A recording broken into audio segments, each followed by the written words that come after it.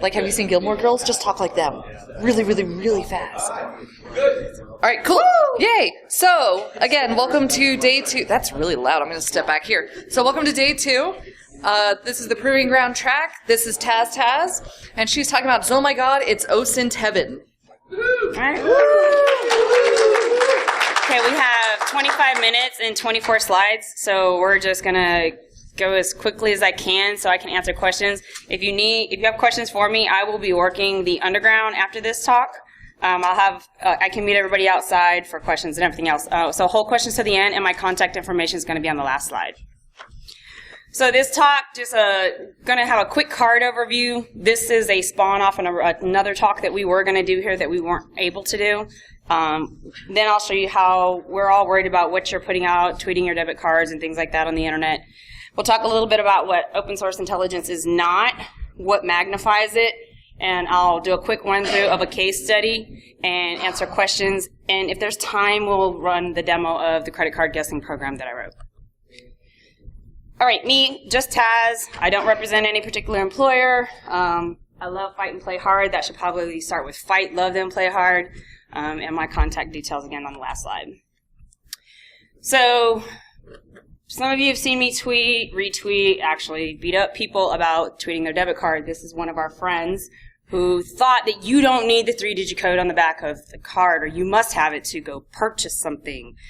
Yeah, you guys go ahead and think that if you want to. But if you're going to give them their credit card, people think, oh, well, it's, all redacted. You can't see my name. You can't see things.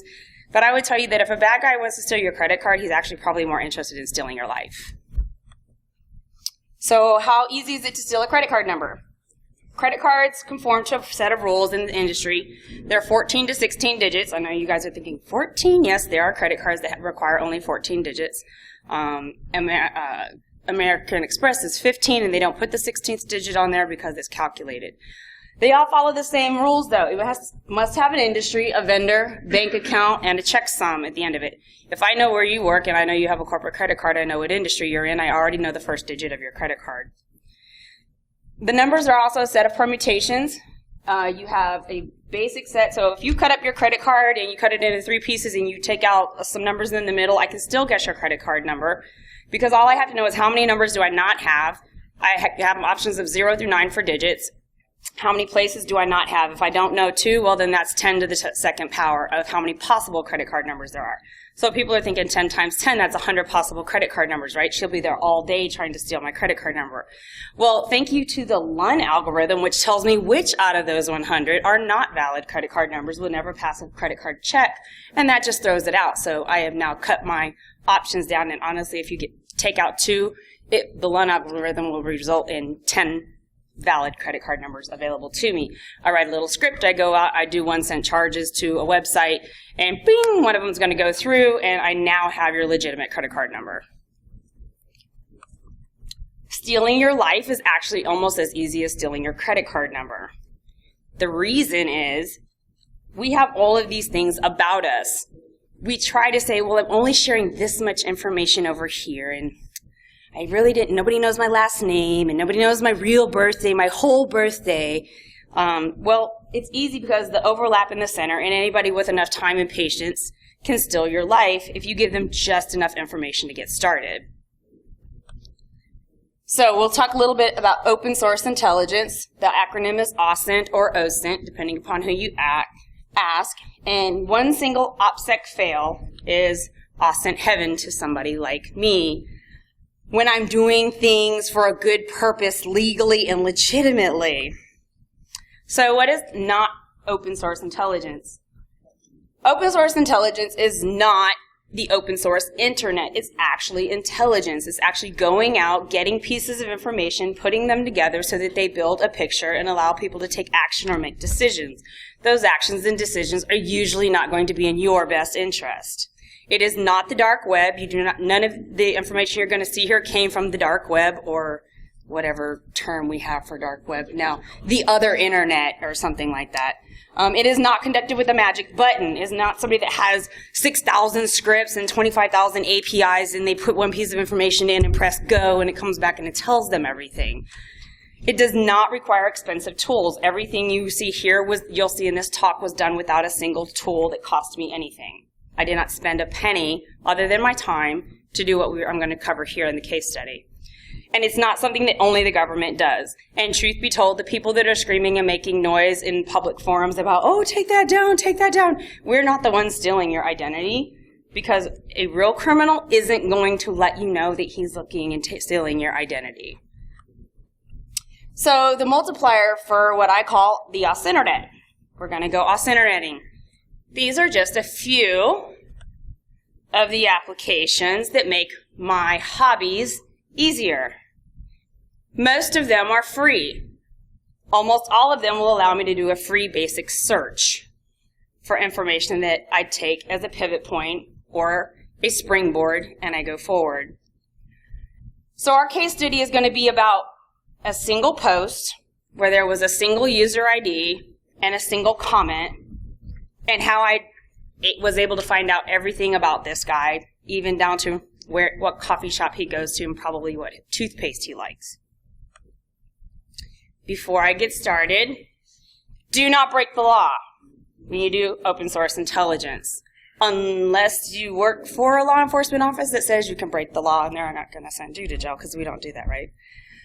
Shut the fuck up about what you do. Nobody's going to jail for you. Do not get on Twitter, private DMs, IRC, and talk about what the fuck you're doing if you're not supposed to be doing it. Okay? If you wrote some tool to hack something, to break and cheat and not use an API key that you were supposed to buy, don't fucking come talk to me after the talk about this. I don't want to hear that. I don't like you that much, and I'm not going to jail for you either. Nobody else in this room is. Be safe and don't be a hero. If you find something out there that is your pet peeve and it burns you because you discovered child pornography, do not be a vigilante. You need to turn that kind of shit over to the authorities immediately. If you are not a police officer or a law enforcement officer or somebody doing a bona fide investigation and you stumble across shit, don't download it to your computer, say I was looking into these things and I need to report this. You need to stop whatever you were doing as a hobby and you need to report that immediately. Consult a lawyer if you're afraid of anything before you go to the law enforcement officers, but don't be a hero and don't try to take somebody down by yourself. Okay, so now we're going to get into the open source intelligence part of it. I went from user ID to Google He, and oh wow. So with one Google search off of this person's user ID, not even knowing his name at the time, these are just some of the URLs I was able to find immediately with a carefully crafted Google search. He's a guy, men and their money, right? You guys in your, now there's ladies, where are you at? Raise your hand, ladies. Okay, Pinterest, hobbies, makeup, blogs, how am I going to get my kids to school, ways to save time at home, trying to get the kids out to school. Yeah, okay, we're just as bad as they are, but poke at the men. So a lot of blogs and forums that you go to, you may not know it, but most of them actually put a full year, month, date, timestamp of your comments. Some of them make it obvious. It's right there on the side what the date and time was that you posted it. Some of that information isn't immediately visible to you on the UI, but there are ways to extract that information without using API keys and without having to do anything complicated. A lot of times the F12 button works really good if you're in Internet Explorer, because it will be metadata that is tied to that post. So I go to your post, I put my mouse over it, I click on it, I hit F12, and boom, in the metadata, I can see what the year, date, and time was of your post. Okay? I also was able to find a date of birth, month, and year and calculate that based on those date time group stamps. I know that he was single and or dating, and when he was single and when he was dating. Got his job title, as he called it, what he did as his passion and career, and what state he lived in, all up of one forum. Now, it took me a little while to read through posts to get all the information. That is why OSINT is not a magic button. I actually had to go to the sites, I had to click on the posts, and I had to go through them. And they made it so easy for me. Wow, he had how many posts? Down in the bottom right-hand corner, you'll see search users posts. Because I like you, and you're all about being popular in your blog forum, right? Because we all need our internet friends, right? Yeah, so I went to search his posts, found his profile with the exact same user ID that was associated with the other post. Now, I don't know at this point in time that this isn't somebody else with another user ID, right? Could be somebody else using the exact same. How many times have we gone to get our user ID somewhere else and it's already taken, right? So I had to gather this information to put it by as possibly identifying this individual. Also got his job. He was self-employed. He was 26 when he made this post. He lived in Texas and he was single. All in that one forum. So, if you can math, you can usually figure out somebody's birthday. He helped me out by complaining on Twitter that UPS didn't deliver his Christmas stuff when he needed it. And I was like, okay. Oh, that was the other guy. My bad. Shh. So, I took what I got in that forum, and you search big. You always have to start big and then get narrow. And the reason is because if you go out and you pick something that's very narrow scoped, you may A, leave out your real target, or B, there may not be enough information in another forum where you're trying to get the circles to overlap to find out who this person is. So I started big with just a petroleum landman and a keyword of self-employed, and I used keyword independent in LinkedIn. Again, carefully crafted LinkedIn search. Didn't have to pay for LinkedIn. And I got that I had X amount of results within Y miles of Houston. No, I'm not going to tell you how many and why, because some of you are going to try to take the slides and go out and find them yourself. So then I narrowed it down. I will tell you that I had slightly over 30 results. So I've got 30 possible douchebags, right? So I go out and I eliminated them. First got rid of anybody that wasn't 28. I know it's a guy, so females were out. That was easy. I eliminated anybody that was a lawyer or a business owner that was in the petroleum business. They stated that he stated in one of his posts in 20,000 something of the year of our Lord, he, was self-employed, so I could go back and look at his LinkedIn employment history, and anybody that wasn't not self-employed, they were out. Then anybody that was employed by, well, he was self-employed, so he's not employed by anybody else, right? Okay. Narrowed it down to associated with. I wound up with one guy out of 30 after I had some other eliminating characteristics, not on the slide. One post with that user ID. I knew what his alumni was thanks to the post that was up. And so I was able to narrow it down to the only guy that went to UT. Oh, did I say that? Okay. Now, I needed his whole birthday. Voter registration is a great place to guess somebody's birthday. This site, did I say where they are? Oh, Harris County, Houston, Texas. They will allow you to put in the person's full name and their birthday to get their verify their voter information. Well, I get any number of guesses. I know he'd already told me he was at the end of the month of July. His birthday was in a couple weeks. So I start with July 31 and the year. Enter. No such record found. Process of elimination, and about 5 or 6 guesses. I then had his, oh yeah, we found the person you're looking for. Here's your information. So yeah, voter registration, great place to get home address information. So I now have his name, his career, his birthday, and where he lives, because they're so kind to let you know that your street is in which voting district.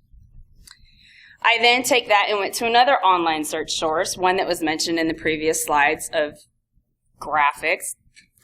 I took his LinkedIn name for the guy that I had believed that it was, and I went in and wow, they gave me his phone number, all the little associated with down there. That includes his aunts, his uncles, his cousin, his grandmother, and his mother and father. So now I have all of the family's information, and I also got to find another place that he lived, that when he wasn't in Texas, when he was in college, which, oh, by the way, after I went back to the original source with the user ID and the post that spawned the whole thing, I dug through that timeline a little bit and everything overlaps. We're back to overlapping circles and why it's so easy to steal your life. I have not even been to Facebook. Just let that sink in for a minute. So I took something from the left side, I had a source on the right side, which gave me more things that I took to the left side, to another source, and zigzag back and forth down your chart. And that's pretty much how I follow the breadcrumb trail. So again, no magic button, no expensive resources to complete this. We love our picture phones, our smartphones, except for Brandon. Brandon, raise your hand. Brandon doesn't do smartphones. He's so secure. So So I take the... So then the next thing I did was I just looked for a photo overlap. So where did you post the same photo? So I do finally go out to Facebook and I find the guy that I think it is, right? I think it's this guy. Magically, he has the same pictures on this other account that's totally not associated with him because he's nowhere mentioned on Facebook, right? Yeah, and all of the photos, like not all, but like his LinkedIn photo overlaps, his social media account that spawned the investigation has some of the exact same pictures. I run them through, and I will get TinEye. Some of you have heard of TinEye. TinEye was one of the things that I used for cross-referencing data. But there were enough overlapping points that we were able to say with reasonable certainty that this was the individual. Again, he also had travel dates and activities that were overlapping between accounts. Like, he may not tell you when he was gone, but he will say, hey, last week when I was in Florida, blah, blah, blah, and this is on one social media account. And then another social media account with a completely different user ID, you wouldn't know that it was associated with him, was, oh, wow, he was there. And on Facebook, his friend was with him. I found his friend in the other social media account. That guy has another friend with the exact same pictures, but a completely different name. So, at the end of the day, this is where we come up with. I started with one user ID, and at the end of the day, and I haven't shown all the tools and all the information, I had his date of birth, his current employer, former employers, almost all of his social media accounts, and there are other ones that were not supposed to be him. I knew where he went to college, when he graduated, which high school he went to, what football team he played on, what position he played. I actually knew from the financial forums other places that he was keeping his money and things he was attempting to accomplish. I had his name, his address, phone numbers, emails. I had a bunch of URLs that overlapped with where he was at. And he was dumb enough to actually go favorite the same organization on his Facebook page, although he didn't like and comment on things, but he had them in, you know, the Facebook like things. What are those things called? The organizations you follow? I don't Facebook, so sorry. I stopped Facebooking so long ago. And then probably the worst one is the association details. Because a lot of times people, if they're stalking you or coming after you, they're not going to come after you directly. They're going to start following your friends and family. And as you can see, I found everything down from that guy's grandmother, great-grandmother, father, mother, brother, sister, cousin, uncle, and their associations from one website. So you actually, if you're out there doing shit you shouldn't be doing, you shouldn't have these social media accounts because you're putting your friends and family at risk. And so if you guys have kids, you guys talk to your kids about that, putting the children at risk. If you guys are out doing things that you shouldn't be doing, I called one young lady's mother when she posted stuff on Twitter. Yeah, I looked her family up and I called her mom and dad. And I was like, so, oh, by the way, your daughter's making herself a target for a pedophile who lives 2 blocks over from you. Needless to say, I had her mother's attention, and I gave her mother the website to go find the pedophile to confirm that what I was telling her was not BS. Her daughter had posted her driver's license because it was a milestone event for a 16-year-old to get their driver's license. Oh my God, look at my first driver's license. Full name, address. I think she took like a little red pick art edit thing and tried to line through something like we couldn't just read the letters above and below and figure out what it said. She tried. So, it was that easy. So, Facebook is great, but you don't need Facebook to do open source intelligence. And honestly, I don't start with Facebook because to me, if you go out and you look for a name that you think it is, you may completely miss all the other stuff that's out there. I like Facebook because Facebook, at the end of the day, fits right here. Facebook will confirm for me everything in all of the other areas that I found. It will be where you put it all together. Because we're in open source, we're in the community of security, and we do open source intelligence, and a lot of us run around with aliases everywhere else, but we are real people to our friends and family, right? We have our real name up there, and we're very careful. We lock our Facebooks down. Open security people do. You really lock your Facebook down so people can't see stuff? Yeah, your friends and family probably don't lock their Facebooks down as well. So I would tell you that if you're doing something in security and it's high profile or whatever, I actually would strongly encourage you to get rid of your Facebook account. Because Facebook brings all the pieces of the pie together to make a single apple pie. And that's actually the end of my talk.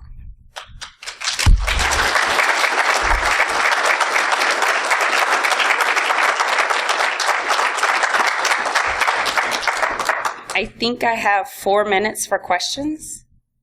Do we have any questions? Yes, sir, if you want to.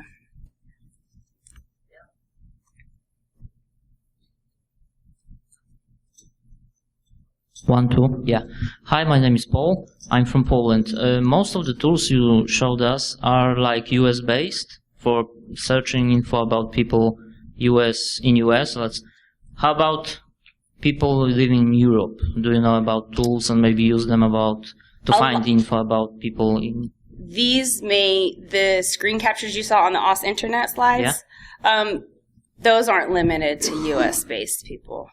Okay, so it wouldn't be a problem to find info about anybody living in Poland, for example, if they... I would tell you that the EU has done a very good job about having a forget-me policy. I will tell you that people that live in the EU have not done a very good job of using it. Okay, thanks.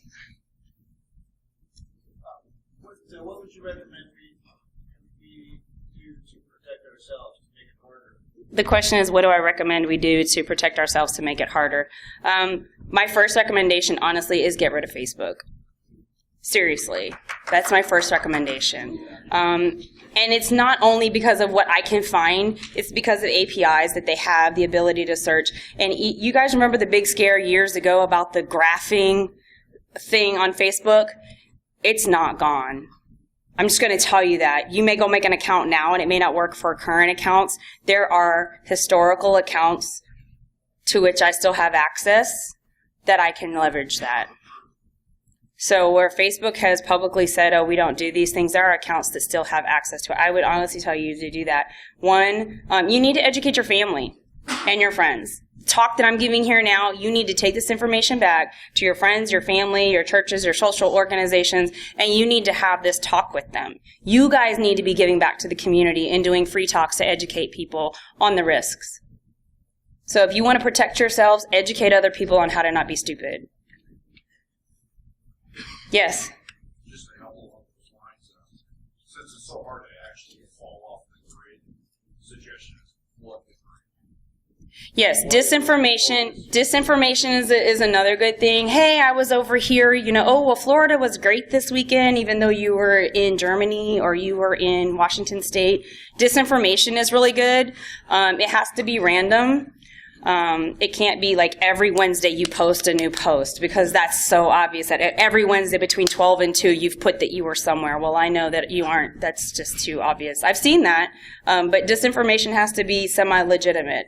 So what I used to do is if I talked to a friend and they're like, oh yeah, I was here last weekend, I would go on whatever my other account was and I would put, oh yeah, such and such was a great time, and then next week some other friend that was over somewhere, oh yeah, that's right, I went to go. Or I would just, I'd flip a coin at the beginning of the week, and, Monday, Wednesday, Friday was heads, Tuesdays, Thursdays was tails, Wednesday was reflip because it's already too predictable, and, pick a friend, and hey, that's who I went to go visit. And that friend hasn't mentioned anything about me visiting them, so then people are like, okay, well, maybe that's not the right person. But disinformation is another good thing. And you can remove yourself from the grid. It is very difficult, but you can do it. And I will repost these slides, and I believe if you want to write it down, I think it's albine.com, ALBINE. They have a very good list of sources and they offer a service to help remove you from the grid. You can send the please remove me emails, and some of them are going to require you to show that you are who you are, and you have to send a copy of your driver's license, redact certain things, and then they will delete you out of their databases, and they will prevent their databases from syncing with the other databases where they're pulling in your data. But I think it's albine.com. Yes? I was talking about like the stupid little shopping cart things and stuff. You put a different address, different phone number every time you sign up for one of those. You put 50 of those out for like one time period. It creates too much work for people to search all that information. I think I have a question over there. If you, I get what you're saying, and I completely agree with how you're saying toward the friends and family. The problem comes when I do preach to friends and family, and they're like, I don't get it, I don't care, or why would I do this? unfriend. If you don't give a fuck about me, then at that level, then I don't need to give a fuck about you at that level. Unfriend. Is that what you say? Yeah. Well, if you don't care about me enough to respect it, unfriend. I love you. I will love you from a distance. I will text on. We will whatever. Unfriend.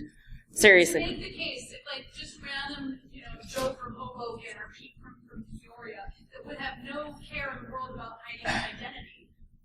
What would you say to him about securing his assets or his identity online?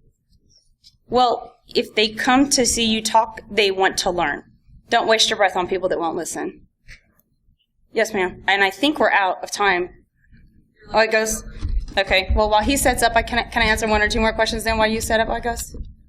I'll get out of your way.